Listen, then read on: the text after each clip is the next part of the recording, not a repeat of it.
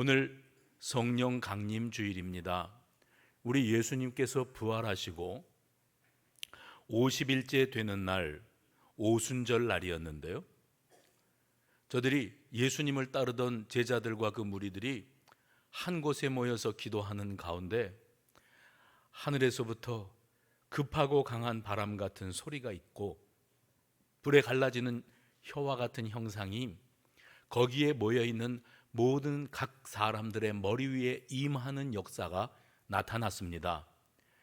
이로 말미암아 저들이 뜨거운 성령의 감동을 받고 하나님 부어주시는 새로운 은혜와 능력을 받게 되었습니다. 그리고 이 사건으로 말미암아 초대교회가 태동되었지요.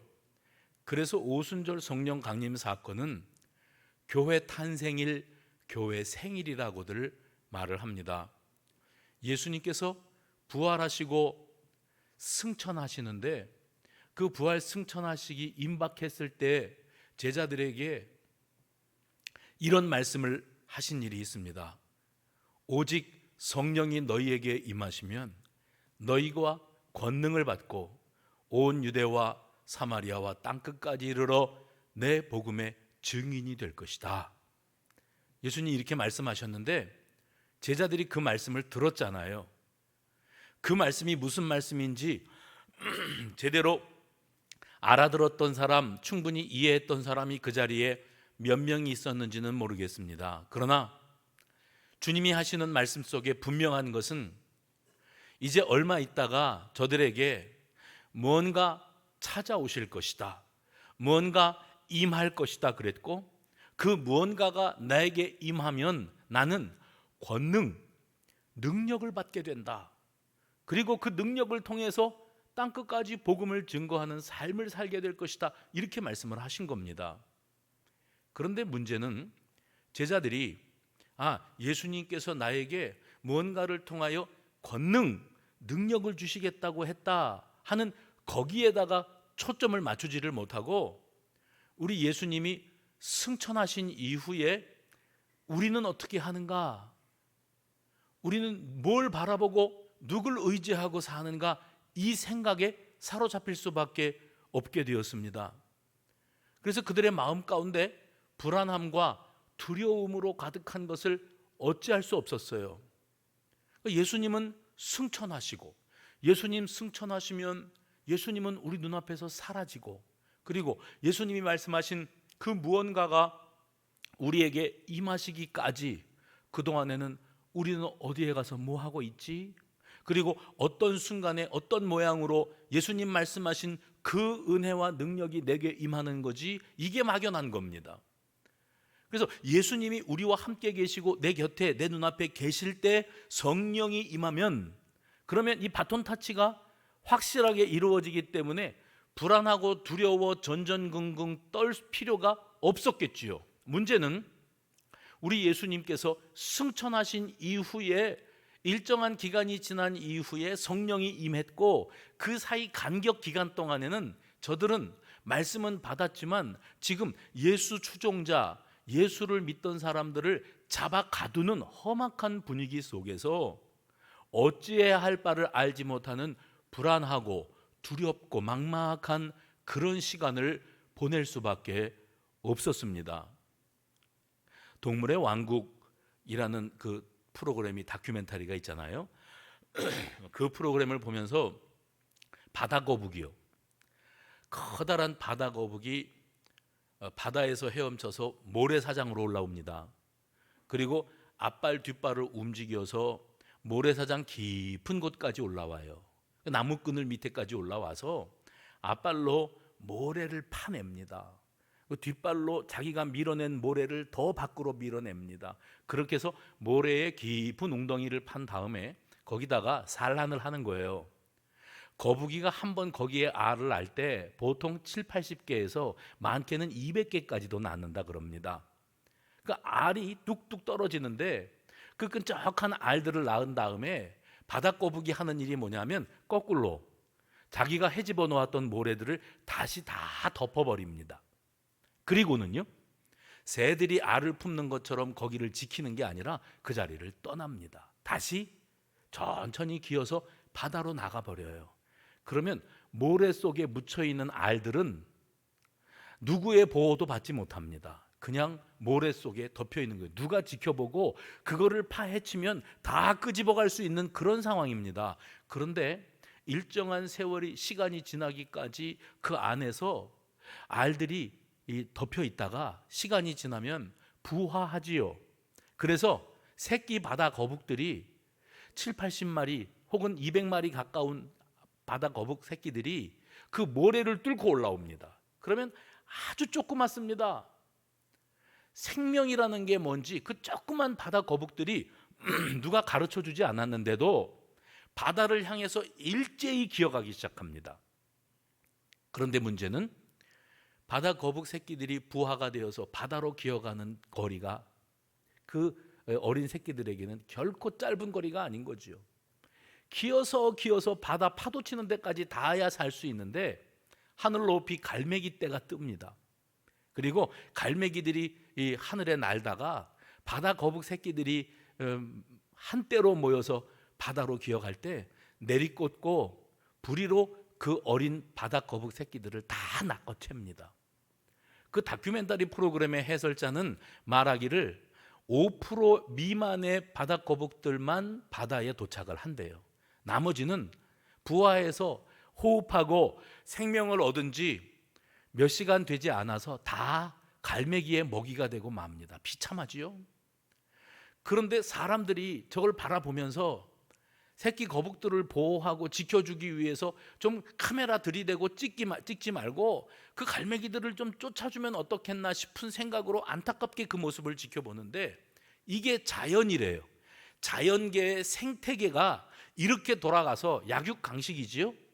누구는 누구를 잡아먹고 그것을 먹고 또 힘을 얻고 자기도 자기 자식을 키우고 그것도 또 누군가에게 잡아먹히고 하는 이런 자연계의 생태계가 돌아가고 있다는 거예요.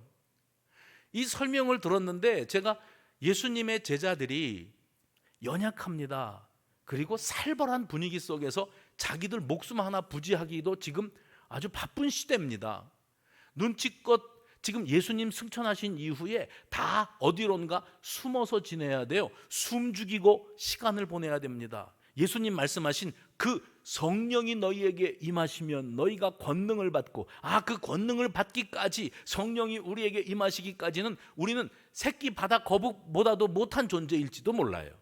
그게 연약한 그들의 현실이었습니다. 무방비 상태에서 나를 잡아먹으려고 달려드는 세상의 악한 것들에게 그대로 노출되어서 누구 한 사람도 살아남기 어려워 보이는 이런 형편 속에 있었는데 그랬던 그들이 오순절날 마가다락방에 120명이 모여 있었는데 성령께서 이렇게 놀라운 은혜로 임하시고 급하고 강한 바람 같은 성령께서 그 사람들을 사로잡으실 때 그 역동적인 성령의 능력으로 말미암아 그들은 위축되고 눈치 보고 움츠러들었던 그들이 누구도 두려울 것이 없는 용맹한 공동체, 복음을 들고 순교를 각오하고 세상에 나아가 십자가 복음을 전하고 교회를 세우는 이런 공동체로 변화되게 된 것입니다. 이를 통하여 교회가 세워졌다니까요. 그리고 성령 충만이라고 하는 것은 그 출발점부터 교회의 출발점이 성령 충만이었기 때문에 교회는 성령 충만이 없다면 안고 없는 찐빵 같은 거예요. 아무 의미가 없는 거예요. 생명력이 없는 교회. 어떻게 교회가 생명력이 없을 수 있지? 성령이 소멸되고 성령이 떠나고 성령을 갈급해하지 않는 교회는 죽은 교회입니다. 성도도 마찬가지입니다. 성도도 교인 흉내는 낼 수 있습니다.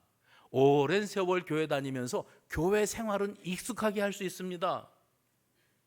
누가 봐도 예배자인 것처럼 보일 수 있습니다. 그러나 그 성도의 중심에 성령 충만, 성령의 감동하심과 성령의 압도하심과 성령의 다스리심, 그 통치가 없다면 그 성도는 살아있는 것 같으나 죽은 성도라는 거예요. 이게 중요합니다. 성령님이 없는 사역은 그것은 아무 의미 없는 행사가 되고 마는 겁니다. 이 성령이라고 하는 단어가 히브리어, 헬라어, 라틴어가 있는데 다 각기 다른 단어를 씁니다. 그런데 놀랍게도 단어가 다른데 그 의미는 다 똑같습니다. 히브리어, 헬라어, 라틴어에 나오는 이 성령이라고 하는 단어의 뜻 속에는 뭐가 들어있는가 하면 숨, 바람, 이것이 들어있습니다.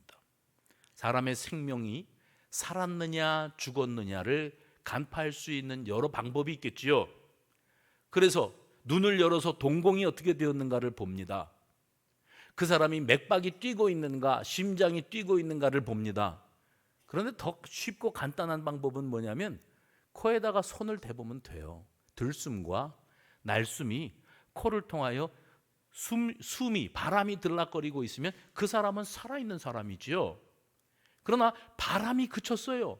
코에 바람이 들락거리질 않고 있어요. 이 사람은 죽은 사람입니다. 성령님은 이렇게 바람과 같은 성령님이시다. 그래서 나뭇가지가 흔들리는 것을 보면서 바람이 분다, 바람이 보였어요. 나무가 흔들리는 게 보인 겁니다. 그런데 보이지 않는 바람을 사람들은 말합니다. 성령도 마찬가지입니다. 성령이 보이지 않습니다. 그런데 성령 충만한 사람들이 있어요.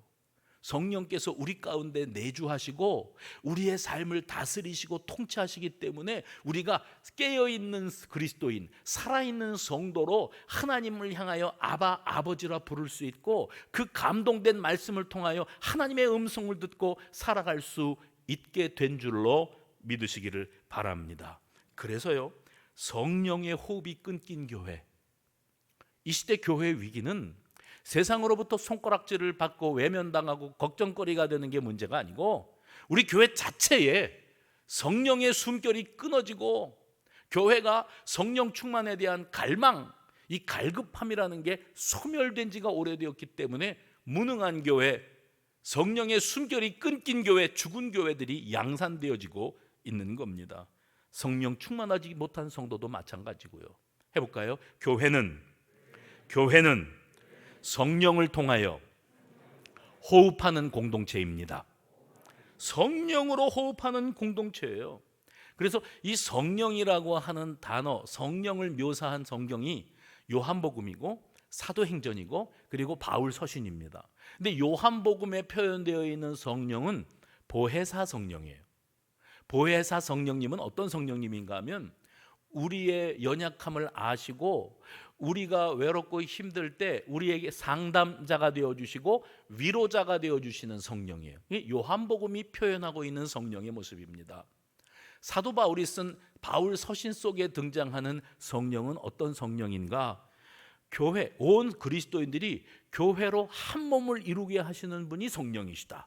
그리고 성령님을 어떻게 표현하고 있는가? 은사를 주시는 영이다. 사도 바울은 이 교회들의 편지를 쓰면서 이 성령의 은사에 대해서 강조했던 바가 있습니다. 반면에 오늘 우리가 보고 있는 이 사도행전 속에 나오는 성령은 완전히 다른 모습의 성령입니다. 성령님은 교회를 새로운 장으로 이끌어 가시는 원동력이 되어주시고요, 강력한 바람이 되어주셔서 사람의 내면에 강력하게 대변혁을 일으키시는 하나님의 슈퍼파워, 이것으로 성령이 묘사되고 있습니다. 사실 오늘 사도행전 2장을 우리가 읽었는데 너무나 잘 알고 유명한 말씀 아닙니까? 그런데 이 사도행전 2장이 이해가 되기 위해서는 창세기 11장을 봐야 됩니다. 창세기 11장에는 바벨탑 사건이 기록되고 있습니다. 이 바벨탑 사건은 사람이 이 땅 위에 편만하게 퍼져나갈 때 사람들이 하나님께로 닿기를 원했어요. 자기들이 하나님과 같은 위치에 서기를 원했어요. 그래서 사람들이 서로 소통하고 그리고 계획을 짜고 건축물을 세워 올리는 겁니다. 작년인가 재작년에도 이 지구라트라고 하는 단어를 제가 사용한 기억이 있는데요, 지금도 이라크라고 하는 땅에를 가보면 이 지구라트 흔적들이 곳곳에 남아있다고 그래. 어떤 것이 바벨탑이었는가는 누구도 말하지 못하지만 사람들이 어떤 이유로든지 하늘에 닿고자 탑을 쌓는, 성벽을 쌓아 올리는 노력들을 했던 흔적들이 나옵니다. 하나님께서는 인간들이 서로 자기들끼리 소통하는 것에 대해서 결코 싫어하지 않으세요. 대화 나누고 마음을 나누고 소통하는 것을 하나님은 기뻐하십니다. 그런데 이 하나님과의 소통을 도외시하고 인간들끼리 소통하는 결과가 뭐였는가 하면 우리가 하나님처럼 돼볼까? 하나님의 자리에까지 올라가 볼까? 이렇게 된다면 그 소통은, 하나님과의 소통이 단절된 그러한 인간들 사이의 소통은 하나님이 막으시는 거예요. 소통을 하지 말라는 것이 아니라 그런 도전 행위, 그런 오만방자한 행위를 하나님께서 무의로 돌리게 하시는 겁니다. 그래서 바벨탑 사건은 하나님께서 인간들의 언어를 혼잡하게 하시고, 그래 언어가 다르니까 말이 안 통하잖아요.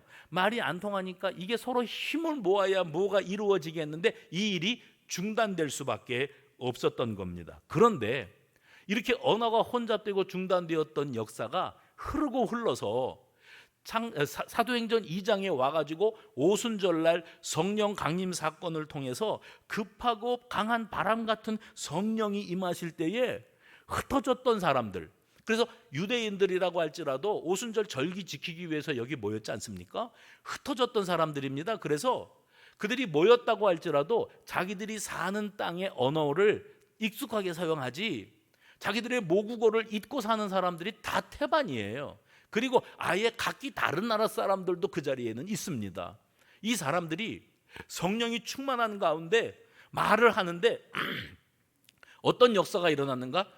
내가 저 사람이 알아들을 수 있는 말을 하는 게 아니고 나는 나의 언어로 말하고 그는 그의 언어로 말하는데, 듣는 그가 내가 말하는 이 이방 나라의 말을 자기 말로 알아듣는, 그래서 귀로 들을 때 통역되어 들려지는 은혜가 임했다는 거예요. 이게 오순절 성령 강림 사건 때 일어났던 일입니다. 그래서 오순절 성령 강림 사건의 결과가 뭐였는가 하면 흩어졌던 혼란된 혼잡되었던 언어가 회복되는 역사가 일어났었고, 하나 되게 하시는 역사가 일어났고, 모두가 다 한 자리에서 회복되어지는 은혜가 나타나게 되었습니다. 또한 아주 중요한 것 한 가지가 있다면, 성령 강림 사건을 통해서 소통이 단절되었던 세대에 관계 회복의 은혜가 일어났습니다.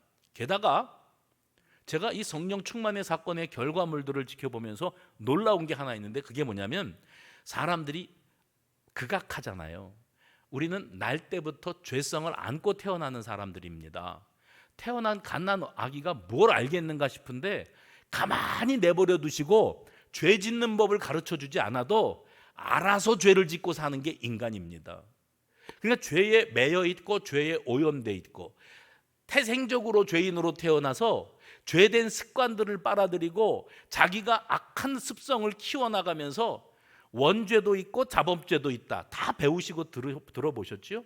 이게 인간이거든요. 그 죄에 물들어 있었던 우리들, 악한 영에 사로잡혀 살아갈 수밖에 없는 타락한 본성을 가진 인간이 해봅시다. 그 매여있는 악한 영역에서부터 벗어나게 하는 것도 성령의 역사인 거예요. 그래서 내가 나 같은 사람이 은혜 받을 수 있을까? 나 같은 사람도 새로워질 수 있을까? 하지만 성령께서 저와 여러분을 강하게 사로잡으시고 성령으로 통치하시면 성령의 감동된 말씀이 들려질 때 내 말씀으로 들려지고, 할렐루야. 그리고 성령의 감동으로 말미암아 기도의 문도 열려지고, 성령 충만으로 말미암아 인간관계에 있어서 교회 생활하다가 보면 사소한 것 가지고 상처도 받고 삐지기도 하고 그러잖아요. 그런 아픔들의 문제가 교회를 떠날 이유가 되지 않고 교회에서 사람 때문에 실망하고 상처받을 이유가 되지 않을 만큼 그 성령의 충만함이라고 하는 것은 내 신앙, 그리스도인의 삶에 있어서 기본 중에 기본을 이루는 거예요. 만약에 우리가 크고 작은 일들로 상처받고 시험 들고 이런 경험이 있다면 그것은 물론 환경적인 요인도 있겠지만 근본적으로 내가 충만하지 못했구나, 내가 성령으로 충만하지 못했어, 그거를 깨달으면 되어지는 겁니다. 성령의 바람이 불어오면 교회는 회복될 줄로 믿으시기를 바랍니다. 그리고 뭔가에 사로잡혀서 내가 좀 정신 차리고 신앙생활도 잘해봐야 되는데, 기도생활도 해야 되는데, 성경도 좀 봐야 되는데, 좀 분발해서 수요 예배도 나가야 되고 주일 오후 예배도 참석해야 되고 새벽 기도도 나가야 되고, 수요 예배부터 시작했는데 아멘이 없었는데 새벽 기도에 아멘이 나오겠어요? 기억하십시오. 성령은 우리의 내면에 자리 잡고 있는 독성을 빼버리실 만큼 강력한 능력을 발휘하시는 영인 줄로 믿으시기를 바랍니다. 그런데 오늘 본문에 우리가 묘사를 보면서 우리는 뭐 오순절날 그 마가 다락방의 120문도들 위에 급하고 강한 바람 같은 소리가 들려오더니 이런 거예요. 그냥 해본 겁니다. 그리고 하늘에서 불에 갈라지는 혀와 같은 형상이 임했는데 그냥 감전되는 것처럼 각 사람들의 머리 위에 그 불에 갈라지는 혀와 같은 형상들이 임하였다 이랬거든요. 우리가 현장을 목격하지 못했고 오늘 누가가 그 모습을 묘사하기를 원했는데 자기가 봤는지 또 들었는지 어쨌든 우리에게 가장 이해하기 쉽게 표현했지만 우리는 현장에 없었으니까 그게 뭔지를 잘 모릅니다. 그러나 분명한 것은 뭐냐면 그 성령의 바람이 교회에 불어옴으로 교회가 세워졌을 뿐만 아니라 외식과 형식과 그냥 무덤덤하기만 하게 살았던 사람들이 이제 눈이 번쩍 뜨이고 그리고 낯빛이 달라지고 예배를 대하는 태도, 하나님을 생각하는 태도, 말씀을 듣는 자세들이 완전히 달라지고 그리고 무엇보다 성령의 불이 내 속에서 활활 타오르기 때문에 복음, 이 기쁜 소식을 증거하지 않고서는 견딜 수 없는 무언가가 그 심령 속에 타오르고 있었다는 거예요. 우리는 다 꺼져버리고 열정도 없고 기대도 없고 묵상도 없고 감동도 없고 그러니까 수성교회 3종 세트 무감동, 무표정, 무덤덤 그러던가 말던가 나는 빨리 끝나고 오늘부터 점심 먹는다 나는 오늘 고기 반찬이 있을라나 기대가 된다. 성령 충만만이 성도를 성도 되게 하는 줄로 믿으시기를 바랍니다. 그래서 성령 충만이 어떤 형상으로 임했는가는 1, 2, 3, 4절에만 표현되고요 5절 이하 오늘 본문 13절까지의 내용은 다 뭐냐면 성령님이 임하심으로 말미암아 교회가 어떻게 역동적인 능력, 슈퍼 파워를 발휘할 수 있게 되었는가. 교회는 성령 충만으로 말미암아 예언을 했고 복음 전파를 거침없이 감당할 수 있었고 그 배경에는 예수님 승천하신 다음에 잔뜩 위축되어서 한 곳에 숨어 기도하고만 있었던 저들에게 하나님의 놀라운 능력이 강하게 임하는 역사가 있었다고 하는 사실을 말하고 있습니다. 이게 교회의 시작이에요. 한국 교회도 오늘날 비행기 타고 인천공항 내리면서 내려다보면 보이는 게 십자가고 동네마다 십자가고 상가에 2층, 3층, 4층이 교회고 이런 소리들 많이 하잖아요. 그런데 오늘날 한국 교회가 이렇게 많이 번성하고 부흥하게 된 그 바탕에 뭐가 있느냐면은 한국 교회도 이 성령 충만의 사건이 있었어요. 때는 20세기 초반입니다. 그러면 1900년대 초반입니다. 이때 당시에 우리나라를 중심으로 한 이 국제 정세가 어땠는가 하면 이 중국이 득세하고 있다가 중국이 세력이 약화되거나 주춤하는 사이에 북쪽에서부터 러시아가 세력을 확장합니다. 그런데 남쪽에서는 일본이 호시탐탐 우리 조선 땅을 집어삼키기 위해서 노리고 있었어요. 그러니 열강들의 틈바구니 속에서 이 나라가 바로 서려면 지도자들이 정신을 똑바로 차리고 나라와 민족을 지키기 위해서 정치력을 발휘하든지 리더십을 발휘해 줘야 되잖아요. 그런데 나라를 이끌고 가는 왕이나 황제나 아니면 그 밑에 있는 신하들이나 다 사리사욕을 챙기고 자기들의 욕심과 자기들의 이권 챙기는 데만 혈안이 되어서 백성들은 어떻게 되든지 말든지 별 관심이 없었어요. 그러니까 백성들이 마음 가운데 좌절감이 있는 겁니다. 이러다가 다 망해 그겁니다. 우리 다 죽게 생겼다. 이제 러시아가 밀고 내려오든지 일본 사람들이 밀고 올라오든지 우리나라가 이제 한입거리가 되어버렸는데 나라를 이끌어가는 지도자들은 지금 무엇들 하고 있는 거냐. 그리고 절망감에 두려움에 휩싸여 있을 때 그때 선교사들이 들어와 있었거든요. 그때 당시에 선교사들을 통해서 예수 복음을 받아들인 사람들은 아주 천한 사람들, 세상으로부터 멸시당하고 인정받지 못하던 사람들이었는데 갑자기 엘리트 집단들이 예수를 만나겠다고 예수교로 몰려 들어옵니다. 그 교회가 수적으로 급성장을 하고 있는 거예요.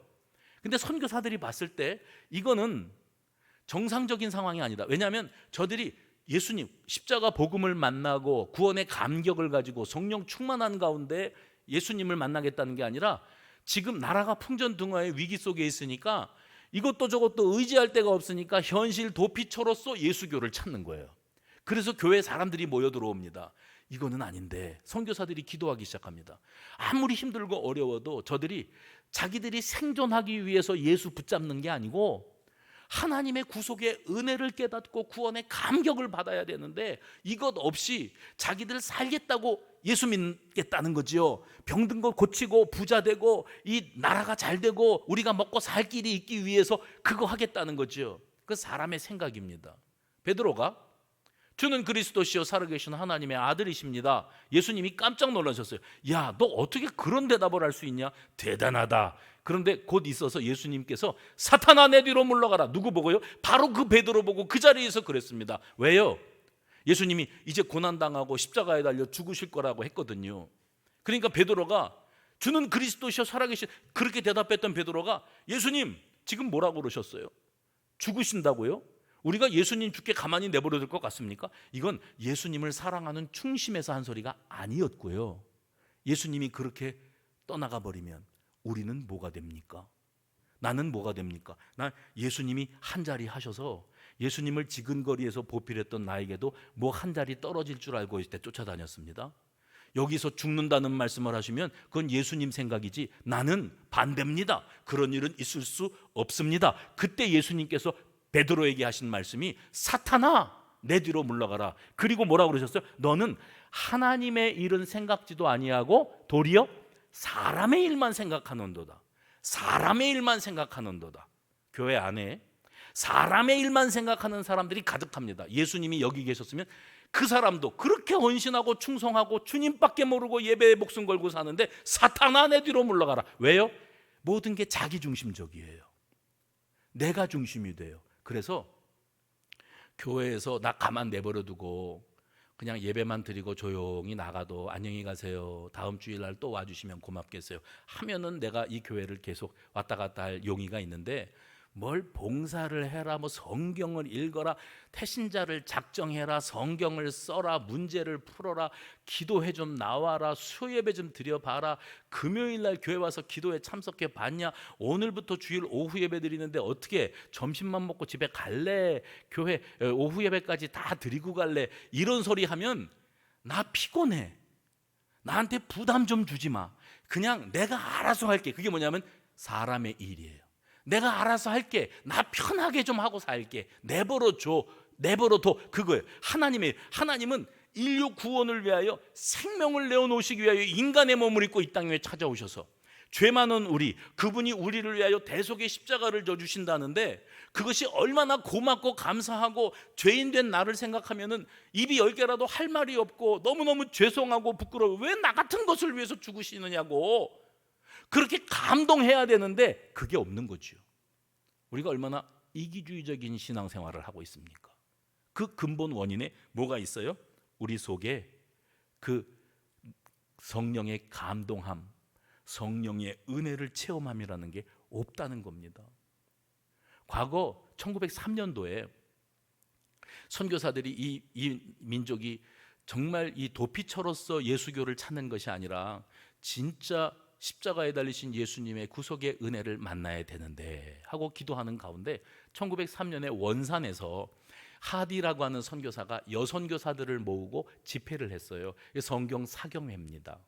말씀 집회를 하는 가운데 하디 선교사의 마음 가운데 이 민족이 제대로 된 은혜를 받아야 되는데 내가 어떻게 말씀을 가르치면 저들이 꼬꾸라지고 은혜 앞에 무장해제가 될까 이 생각을 하다가 한 가지 깨닫습니다. 그게 뭐냐면 아니다. 저들에게 내가 어떤 영향을 미쳐서 이 조선 민족들이 변화되는 게 문제가 능사가 아니고 먼저는 선교사랍시고 저들에게 뭘 가르치고 변화시키겠다고 하는 내 자신이 먼저 하나님 앞에 녹아져야 된다. 나부터 변화되어야 된다. 이 생각을 가졌어요. 그래서 말씀 집회하다가 하디 선교사가 자기 죄를 자백합니다. 선교사들이 충격을 받아요.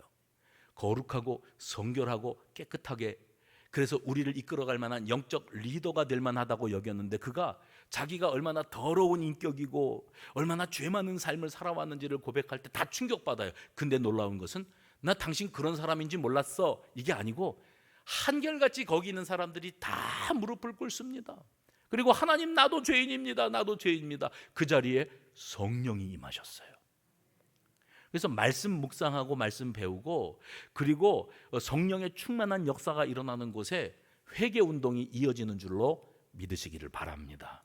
성령 충만 1년에 한 번 성령 강림 주일에 목사가 의뢰하는 설교로 들을 게 아니라, 내가 수십 년은 신앙생활을 해왔고 조상적부터 대대로 모태신앙으로 태어나고 살아왔고 교회 학교 교사도 했고 찬양대원도 했고 별 헌신을 다 했고 중직까지 감당했다 할지라도 오늘날까지 신앙생활을 하면서 나 같은 죄인 살리신 그의 은혜가 놀라워, 그 은혜가 고마워 찬양하면서 내 속에서 뜨거운 무엇인가가 울컥하고, 그리고 내가 뭔데 이렇게 저질적이고 악질적인 인간, 도무지 구제불능, 예수님이 나 위에 십자가에 달려 돌아가셨다고 한들 내 속에 요만큼 감동도 요동도 없는 이런 인간을 아시면서도 십자가에 달려 죽으신 예수님, 그분을 이 땅에 보내신 하나님은 도대체 어떤 분이십니까? 내 죄가 떠오르고 생각나서 눈물이 쏟아지고 부끄러워 고개를 들 수 없고 콧물을 쏟으면서 회개하고 그랬던 경험이 단 한 번도 없다면 죄송합니다. 여러분은 지금까지 교회 생활을 해오신 거예요. 종교 행위에 몰두하고 있었던 거예요. 성령 없으면 교회도 없습니다. 성령 충만 없으면 성도는 없습니다. 성령 충만하지 않아도 성도 신용 다 할 수 있고, 성령 충만 없어도 얼마든지 직분할 수 있고 목사 노릇도 할 수 있습니다. 그러나 중요한 것은 내 속에 성령이 불타는 은혜, 성령의 강력한 임재와 통치 가운데 살아가는 하나님의 사람으로서의 거듭남의 역사가 없었다면 오늘 이 시간 이후로 먹고 사는 문제, 병을 고침받는 문제, 자식이 잘 되는 문제보다 다 사실 더 급한 것은 내가 은혜 받는 일. 이렇게 아멘을 찾게 할 줄은 상상도 못했어요. 내가 살아나는 일이에요. 그게 제일 급한 줄로 믿으시기를 바랍니다. 1903년에 원산에서 이 일이 일어났는데 선교사들이 그 소식을 듣고 깜짝 놀랍니다. 야, 이 한국 사람들에게도 성령 충만이 있구나. 그런데 그것은 국지적으로 일어났던 사건이었어요. 선교사들이 모여가지고 우리가 연합 집회를 하자. 그래갖고 1907년 1월 달에 평양에 있는 장대현 교회에서 교파를 초월하는 연합 집회가 열립니다. 그 연합 집회에서 여러 선교사들과 또 우리 한국 초대 교회 초대 목사님들이 강사로 서는데, 그 가운데 길선주 목사님이라고 하는 분이 계세요. 이분이 강단에 서가지고 말씀을 증거하는데 어쩌려고 그랬는지 성령의 뜨거운 감동을 따라서 자기의 죄를 또 자백합니다. 근데 목사님의 자기 죄 자백을 들으면서 사람들이 상처받거나 충격받는 게 아니라 그 자리에 다 무릎을 꿇는 거예요. 옛날 교회들은 이렇게 의자에 앉아서 나만 서 있고 여러분은 앉아서 감상하는 이런 시스템이 아니잖아요.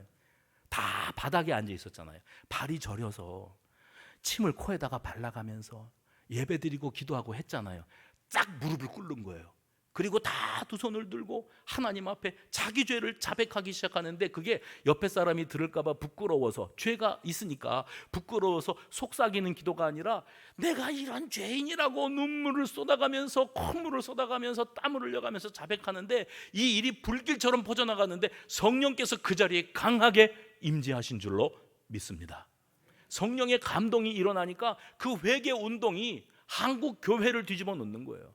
여기서부터 한국 교회가 시작이 되었습니다. 그러니까 오순절 성령 강림 사건이 초대교회의 탄생일이라면 1907년 1월 달에 장대현 교회에서 일어났던 이 성령 충만의 사건이 한국 교회를 태동시킨 것이라고 해도 과언이 아닌 것입니다. 성령의 임재는 굳어진 심령을 녹이는 역사, 형식적에 그치고 기복주의에 빠졌던 신앙을 한 단계 성숙시키는 역사, 사람을 변화시키고 교회를 일으키시는 역사, 위축되었던 개인과 교회에 활력을 불어넣으시고 다시 일어나 전진하게 하시는 역사, 타성에 젖었던 신앙, 피상적이었던 신앙이 적극적, 능동적으로 바뀌는 역사가 일어나는 줄로 믿으시기를 바랍니다. 그래서 사람들이 그동안은 하나님의 교회를 섬기며 헌신하는데 자기 힘으로만 하려고 그랬어요.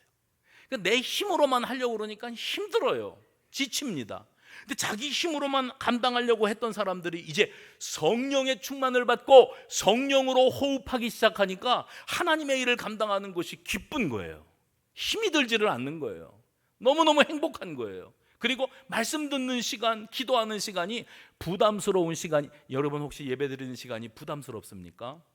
기도하러 나오라 그래서 주여 하고 기도하는 시간이 그게 그렇게 부담스럽습니까? 그래서 가야 되는 건 알지만 그건 다 나 젊었을 때 얘기고 이제는 난 나이 들고 힘들어서 니들이 나 열심히 기도해 난 여기까지 살아왔으니까 이제 떠나갈 날만 기다리고 살아. 그리고 세월 보냅니까?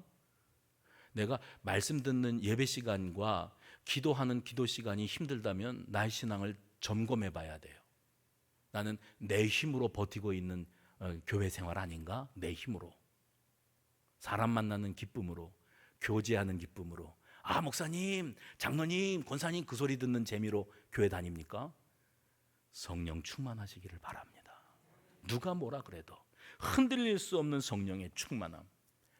수요일, 목요일, 금요일 3일 동안 6월 한 달을 여는 새벽 기도에 말씀을 나누면서 제가 내면의 영성 소유자들 그래가지고 모세와 사무엘과 사도 바울을 언급했습니다. 그 사람들 뿐만이겠습니까만은 그들의 그 내면에 갖추고 있는 그 영성이 그들을 살게 했다. 1907년 평양 장대현 교회에서 일어난 대부흥 운동이 그때 당시의 상황으로서는 사람들이 절박했어요.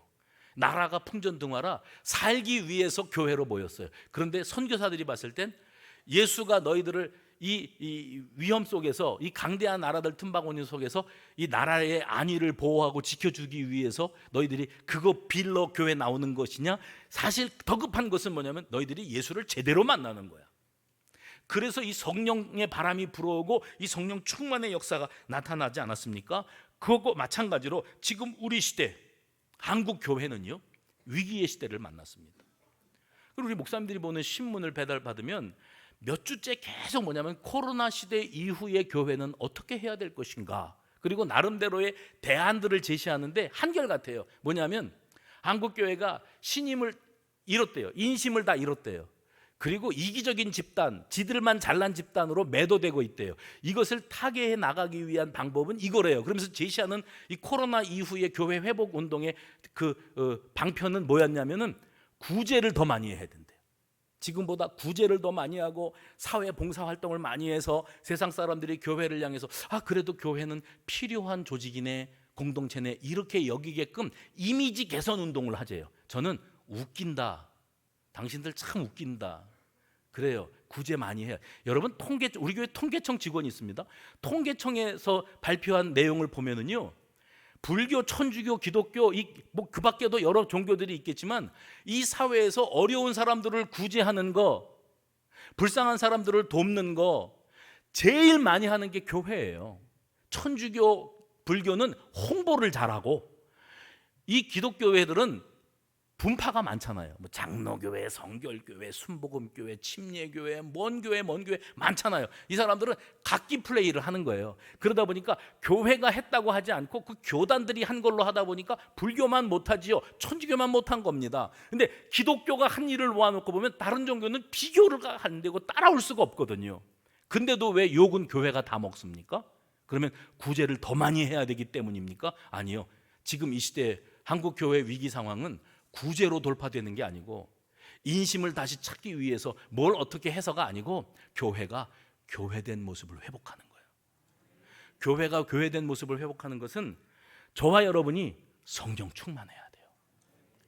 성령이 충만하지 못하고 외식과 형식, 이 시대의 바리새인들로만 가득한 교회는 능력을 상실하고, 그리고 형식만 갖추다 보니까 우리는 이렇게 많이 구제합니다, 교회가 이렇게 좋은 일 합니다, 홍보하고 광고하는 일에 열을 올리지, 내가 은혜 받고 내가 변화되고 내가 하나님의 구속의 은혜 앞에 꼬꾸라짐을 경험하는 것 없이 청망하고 거들먹거리는 것은 아무나 할 수 있는 일이거든요.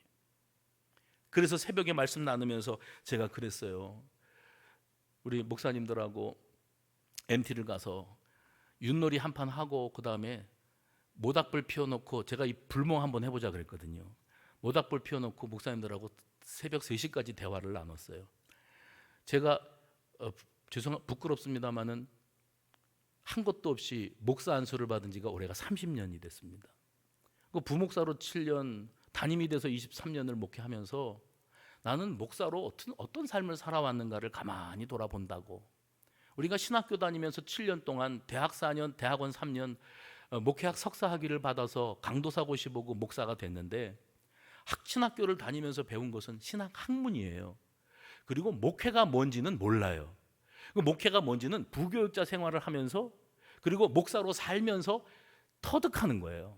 그래서 부교육자 생활이 참 중요한데, 중요한 건 제가 목사님들 보고 그랬어요. 지금 여기 계시는 목사님들이 당장 내일부터 어느 좀 유명한 교회, 대형 교회 담임의 목사님으로 부임해 가셔도 다 잘할 수 있습니다. 설교도 저보다 훨씬 낫고요. 목사님들 뭐 매너도 좋고요, 학식도 있고요, 모든 걸 다 갖췄습니다. 신방을 못합니까? 행정을 못합니까? 부서 관리를 못합니까? 다 잘합니다. 그런데 저도 그렇게 살아왔거든요. 그런데 헛헛해요. 내가 목회를 뭘로 해왔나? 가만히 돌아보니까 스킬, 기술은 다 되는데 뭐냐면 내면의 영성, 하나님과 나와 하나님과의 만남. 그때 그랬어요.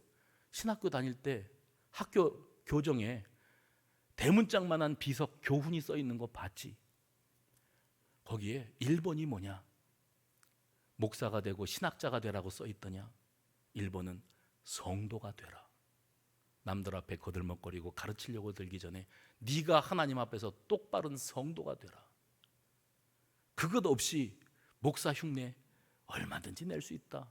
선교사도 할 수 있고 장로 권사 다 할 수 있다. 그런데 중요한 건 성령 충만 없이는 그건 다 헛것대기에 불과하다. 우리 이 말씀을 새벽 3시까지 모닥불 앞에서 나눴어요. 여러분, 성도는 어떻습니까? 우리는 과연 성령의 사람으로 살아왔습니까? 사도행전에 보면 교회의 일꾼으로 세우기 위한 덕목이 몇 번 나옵니다. 근데 교회의 일꾼으로 세울 때 기본 요건이 뭐라고 되어 있냐면 성령과 지혜가 충만하여 칭찬받는 사람. 성령과 지혜가 충만하여 칭찬받는 사람. 초대교회에 일거리가 너무 많이 생겨서 사도들이 이 일을 분담하기 위해서 7집사를 세울 때 7집사, 집사감을 찾을 때 믿음과 성령이 충만한 사람으로 7명을 초대교회 안수집사로 세웠다. 사도행전 6장 5절과 6절 말씀. 믿음과 지혜가 충만한 사람, 믿음과 성령이 충만한 사람, 성령과 지혜, 성령과 믿음이 충만한 사람, 이게 직분자를 세우는 기본 소양이었어요. 우리 시대, 우리 수성교회를 비롯한 한국 교회는 어떤 사람을 일꾼으로 세우냐면 11조를 많이 내는 사람, 교회 오래 다니는 사람, 직분자의 자제, 주일 성수 빼뜨리지 않는 사람, 주초 문제가 없는 사람, 술 안 먹고 담배 안 피는 사람인가? 이것을 점검할지 할 뿐 1번 성령 충만은 점검할 길이 없는 거예요. 그러다 보니까 함량 미달자들이 직분을 받는 겁니다. 목사가 되고요, 장로가 되고 권사가 됩니다.